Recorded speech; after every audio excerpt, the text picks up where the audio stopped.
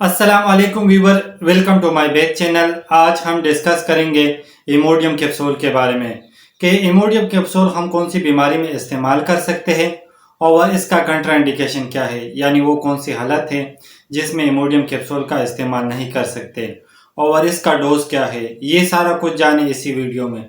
सबसे पहले बात करेंगे इमोडियम कैप्सूल के फार्मूले के बारे में। तो इसके अंदर लोपेरामाइड हाइड्रोक्लोराइड पाया जाता है।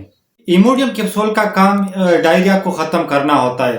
अगर किसी को मोशन हो रहा हो तो ऐसी कंडीशन में इमोडियम कैप्सूल का इस्तेमाल किया जाता है। और इमोडियम कैप्सूल डायरिया को रोकता है।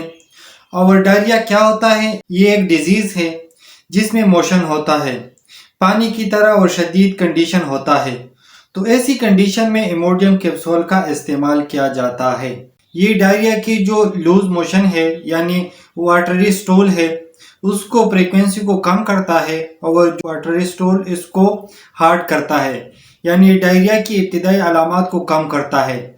या अगर एंटीबायोटिक की वजह से डायरिया हो रही है तो ऐसी कंडीशन में भी इमोडियम कैप्सूल का इस्तेमाल किया जाता है। अब बात करते हैं तरीका इस्तेमाल। तो इब्तिदाई में 2 कैप्सूल इस्तेमाल करना चाहिए और 24 घंटे में 6 कैप्सूल तक इस्तेमाल कर सकते हैं, लेकिन बेहतर ये होगा कि डॉक्टर की हिदायत के मुताबिक इस्तेमाल करें। अब बात करेंगे कंट्राइंडिकेशन के बारे में कि वो कौन सी हालत है जिसमें इमोडियम कैप्सूल का इस्तेमाल नहीं कर सकते।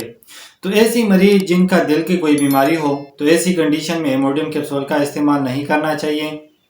और इसके अलावा अगर किसी को एलर्जी हो तो ऐसी कंडीशन में भी इमोडियम कैप्सूल का इस्तेमाल नहीं करना चाहिए।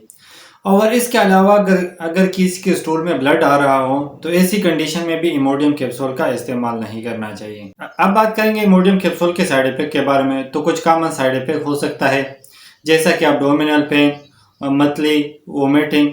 और इसके अलावा अगर ज़्यादा इस्तेमाल करोगे तो कॉन्स्टिपेशन भी हो सकता है। उम्मीद करता हूँ वीडियो अच्छी लगी होगी। लाइक कर देना, शेयर कर देना, अगर कोई सवाल हो तो कमेंट्स कर देना और अगर चैनल पे न्यू हो तो सब्सक्राइब कर देना।